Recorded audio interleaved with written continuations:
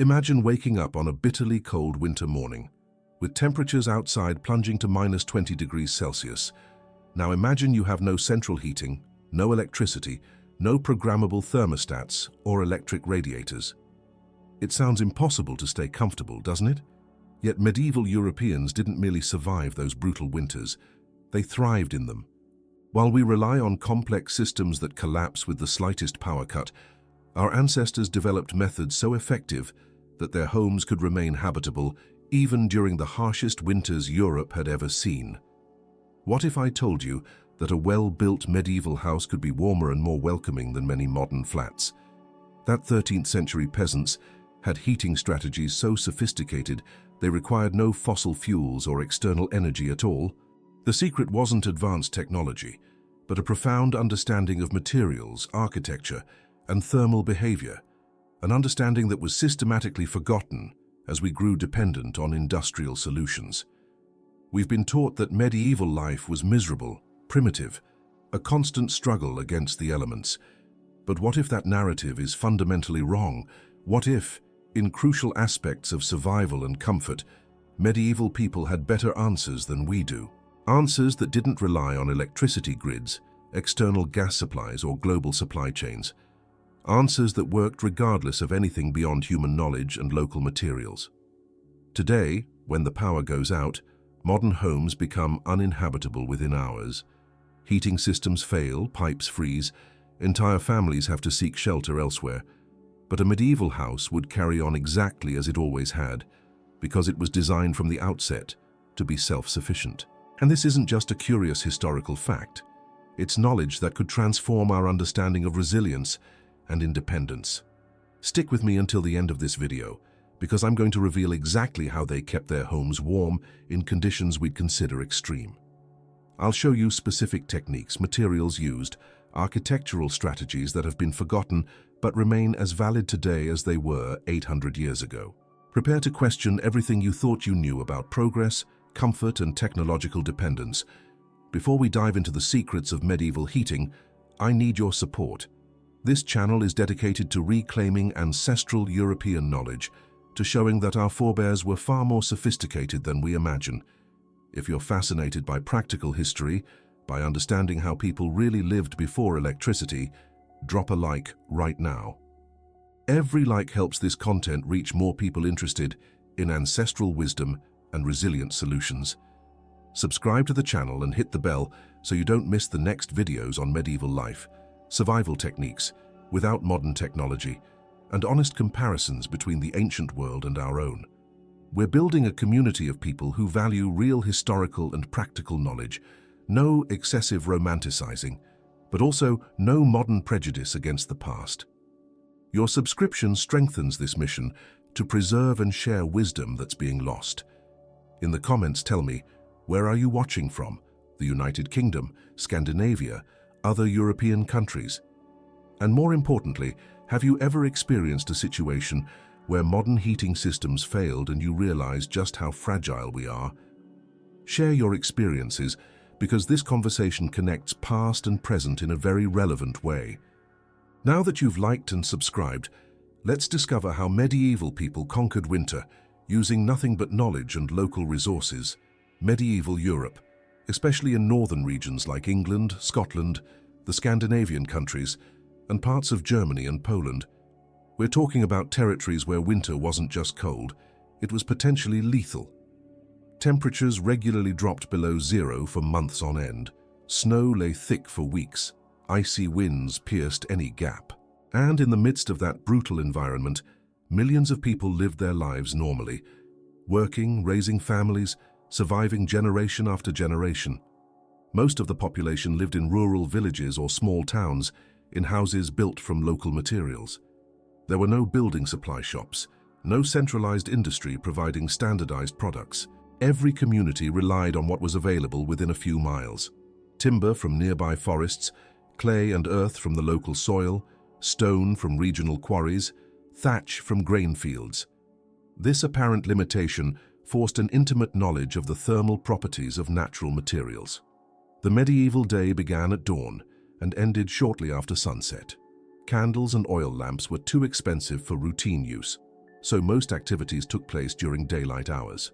That meant in winter, when days were very short, people spent 14, 15, even 16 hours inside their dark homes. Keeping those structures habitable for all that time was literally a matter of life or death. Monasteries, castles, and manor houses had superior resources, but the basic principles of heating were fundamentally the same as those used by peasants. The difference lay in scale and finishing materials, not in the underlying physics. And it's important to understand this. The techniques we'll explore weren't a privilege of the wealthy. They were common knowledge applied at varying levels of sophistication.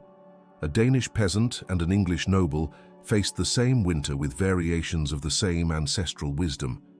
There were no rescue systems, no backup electricity, no supermarkets for emergency supplies. If your house wasn't properly heated, if you hadn't laid in enough firewood before winter, if your building had critical flaws, the consequences were direct and severe. That evolutionary pressure over centuries produced refined knowledge of thermal survival that has today been almost completely forgotten in favor of external energy dependence. The popular myth portrays medieval houses as wretched structures, with icy drafts penetrating from every side, families huddled shivering around inadequate fires. That image comes mainly from films and inaccurate historical reconstructions that prioritize drama over reality. Historical and archaeological evidence tells a completely different story. Well-built medieval houses were surprisingly thermally efficient, often superior to cheap modern constructions.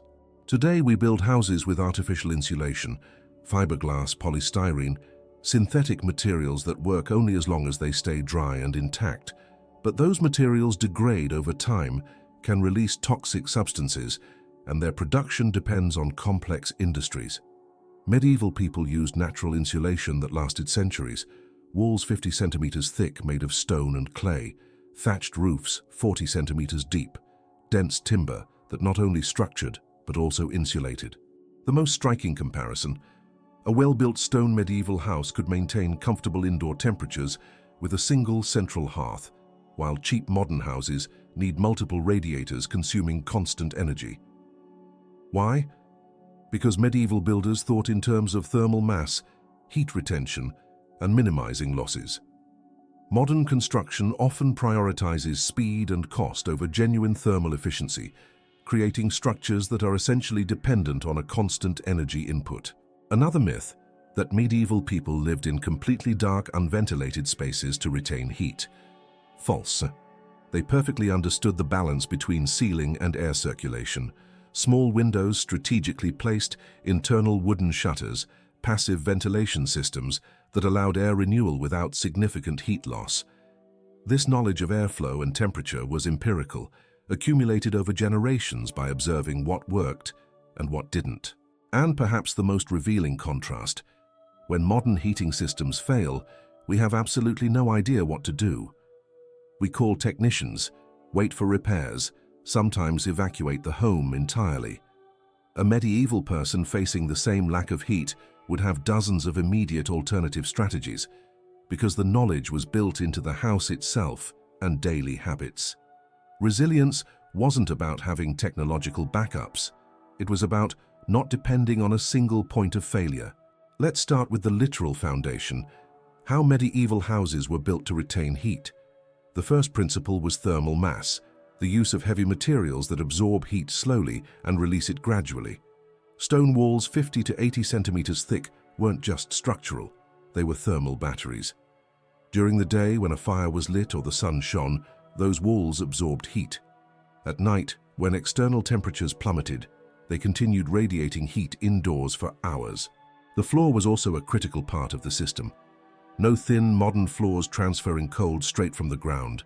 Medieval people used layers, compacted earth as a base, then clay mixed with straw, sometimes flat stones, and finally fresh rushes or dry straw spread as a renewable covering. This multi-layered system insulated from ground cold and could be easily maintained and replaced. In wealthier houses, ceramic tiles or polished stone over a sandbed created even more thermal mass. Thatched roofs are often ridiculed as primitive, but they are thermally superior to most modern coverings. A 30 to 40 centimeter layer of thatch, properly installed and maintained, provides exceptional insulation. Tiny air pockets trapped between the fibers act as natural insulation, while the thatch itself is a poor conductor of heat. And unlike modern tiles that degrade in decades, well-maintained thatched roofs lasted 50 to 70 years. Windows were vulnerable points, so medieval people kept them small and strategically placed. This wasn't ignorance, it was intuitive thermal physics. Every opening is a route for heat loss. When glass was available, usually only for churches and noble houses, it came in small, thick panes. Common houses used wooden shutters, stretched animal hides, or simply closed openings completely during the worst winter periods. Less light, yes, but heat preserved. The very shape of the house was optimized. Compact structures with relatively low ceilings, not from lack of architectural ambition, but because smaller volume means less air to heat and less heat lost to the roof. Typical medieval houses had ceiling heights of 2 to 2.5 meters, compared with 3 meters or more in modern buildings. That seemingly small difference had a huge impact on thermal efficiency, reducing internal air volume by up to 40%. The thermal heart of any medieval house was the hearth, but not like decorative modern fireplaces.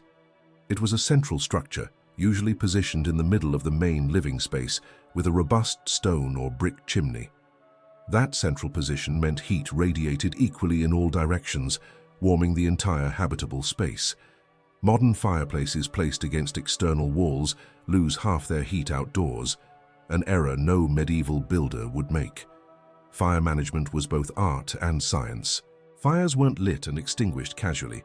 They were kept going continuously throughout the winter. At night, before sleep, the fire was carefully banked with ashes and turf, reducing the flame but keeping embers alive. In the morning, removing the ashes and adding dry wood revived it instantly. This method saved precious resources, since starting a fire from scratch was labor-intensive and wasteful. Firewood was prepared at least a year in advance. Green, freshly cut wood contains too much moisture and burns inefficiently, producing excess smoke and little heat. Seasoned wood, cured for 12 to 18 months, burns clean and hot, releasing far more thermal energy. Medieval families maintained rotating stocks. They cut wood for the following winter while using the previous year's. Planning that requires long-term thinking, completely absent from our instant consumption mindset. Different woods for different purposes: oak and beech for intense, long-lasting heat, pine and fir for quick lighting, alder and willow for cooking where controllable flames were needed. This dendro-energetic knowledge was passed down through generations, with every child learning to recognize woods by appearance, smell, and burning behavior. Today we rely on digital thermostats. They relied on embodied knowledge of the combustion properties of dozens of tree species. And it wasn't just firewood. Peat was a crucial fuel, especially in regions where wood was scarce, like Ireland, Scotland, and parts of Scandinavia. Dry peat burns slowly, producing steady heat for hours with minimal attention. Strategic layers of peat over embers maintained stable temperatures all night. In some areas, locally produced charcoal offered even greater energy density. Diversifying fuels ensured resilience. If one source failed, others remained available. Heating wasn't just about the house, it was about how people lived inside it. Medieval clothing was a layered insulation system: linen undergarments to wick moisture from the skin, wool tunics for thermal insulation, heavier outer cloaks, or leather to block wind. Wool was especially crucial because it retains insulating properties even when damp, unlike modern cotton, which loses efficiency completely when wet. At night, beds were miniature thermal fortresses. Mattresses stuffed with straw, feathers or wool covered by multiple layers of heavy wool blankets and animal furs. Thick curtains around the bed, creating literally a room within a room, a microclimate where body heat alone was enough to maintain comfort.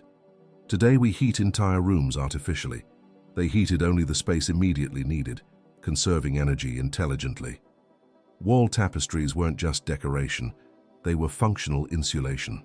A thick wool tapestry created an air layer between the fabric and the cold stone wall, drastically reducing cold transfer indoors. More modest houses used simple cloths or even woven straw for the same purpose. This principle is identical to modern thermal curtains, but developed empirically centuries before we understood the physics behind it. Daily activities were organized thermally. Work that generated body heat during the coldest hours, hot meals timed strategically, social gatherings around the hearth, not just for company, but for efficient heat sharing. Entire communities sometimes gathered in one large room during the worst winter days, concentrating human and fire heat in a controlled space.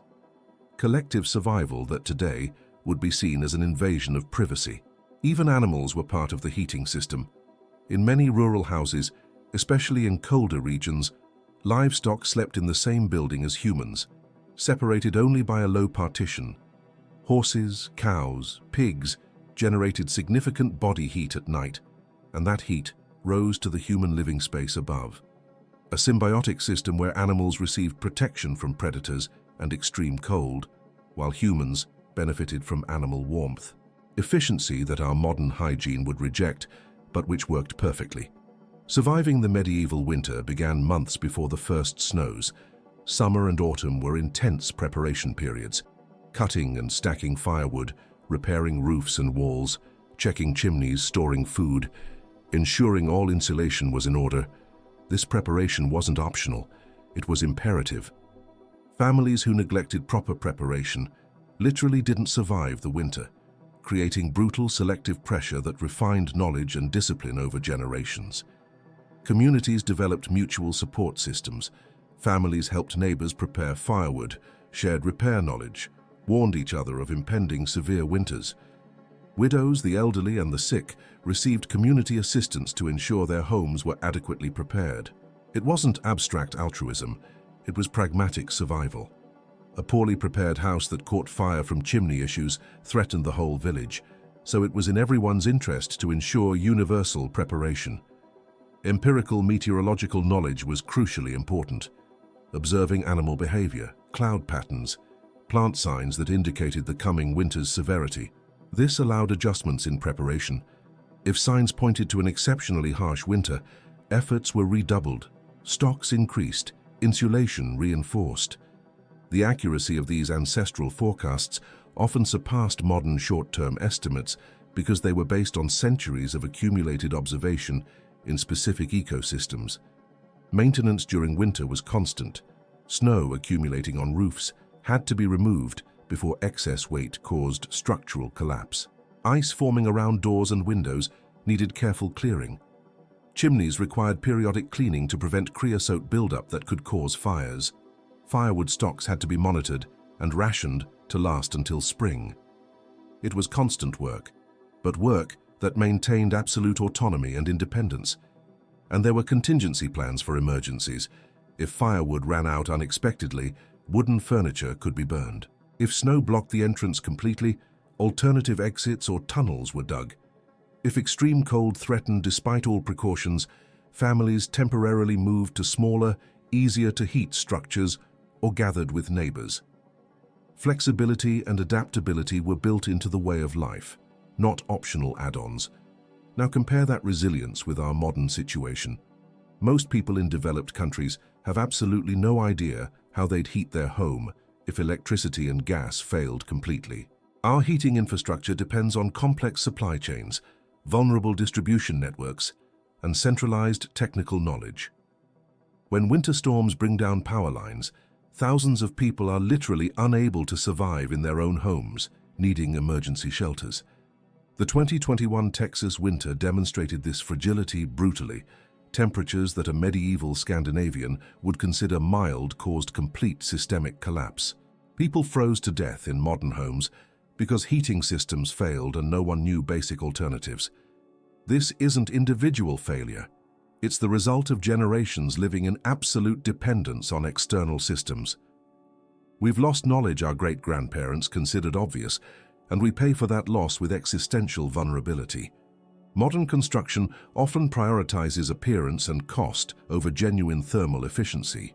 Thin walls with minimal synthetic insulation, huge windows that look attractive but bleed heat, designs that completely ignore thermal mass and solar orientation principles. We've managed to create homes that are entirely dysfunctional without constant energy input. prisoners of systems over which residents have no control. A medieval person would look at a modern suburban house and immediately spot dozens of critical thermal flaws. And it's not just physical heating. We've lost psychological autonomy and practical knowledge. How many people today know how to identify suitable burning woods? How many know how to maintain a fire efficiently? How many understand basic principles of thermal flow and insulation? Knowledge that was universal a few generations ago is now specialized, confined to survivalists and historical enthusiasts. We've delegated fundamental survival competencies to technologies and external experts, creating structural vulnerability in exchange for temporary convenience. The energy cost of this dependence is astronomical. Developed countries consume absurd amounts of energy just for residential heating during winter. Energy that must be generated, transported, distributed through immensely complex and expensive infrastructures.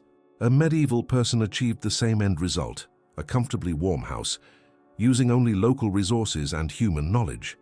The provocative question is, who really had the more sophisticated solution? But this story isn't just criticism of the present. It's an invitation to reclaim lost knowledge. Many medieval techniques remain completely valid and applicable today. Thermal mass, building or renovating with priority on heavy materials that retain heat. Natural insulation, using materials like sheep's wool cork, vegetable fibers that perform as well as synthetics without toxicity. Strategic placement of hearths and heat sources to maximize efficiency and minimize losses. These principles work regardless of century or available technology. Smaller, more compact house designs with lower ceilings are coming back into fashion, not from nostalgia, but from economic and environmental necessity. The tiny house movement, passive houses, sustainable building, all are rediscovering principles that medieval people applied intuitively. Less volume to heat, better insulation, solar gain, controlled ventilation without thermal waste. We're slowly relearning lessons forgotten in the rush of industrialization. Even in modern urban contexts, medieval knowledge of textiles and clothing has direct application. Layered wool, moisture-managing undergarments, body proximate insulation instead of trying to heat entire spaces. During energy crises, or simply to reduce costs and consumption, these ancestral strategies work perfectly. A thick wool jumper can lower heating needs by several degrees, exactly as medieval people knew. And there's an important psychological dimension, reclaiming autonomy over basic living conditions. Knowing you could survive and stay comfortable, even if external systems failed completely. It's not paranoia, it's pragmatic resilience.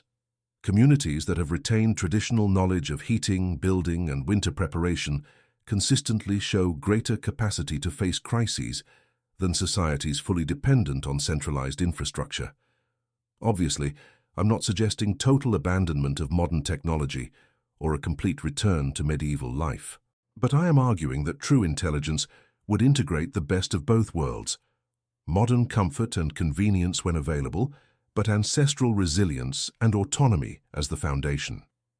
Houses designed to function passively, with modern heating as a supplement rather than an absolute necessity. Practical knowledge as a basic competency, not a nostalgic luxury. So we return to the initial question with a completely different perspective. How did medieval people heat their homes even at -20 degrees? Not with superior technology, but with superior knowledge. Knowledge of materials, intuitive thermal physics, meticulous preparation, resilient systems that didn't depend on single points of failure. They didn't conquer winter with brute energy force. They conquered it with applied intelligence and wisdom accumulated over centuries of necessity. And that leaves us with a deeply uncomfortable reflection. In our rush for progress, in our enthusiastic embrace of centralized technologies and systemic dependence, we've lost something crucial. Not just specific techniques, but a mindset of autonomy and resilience.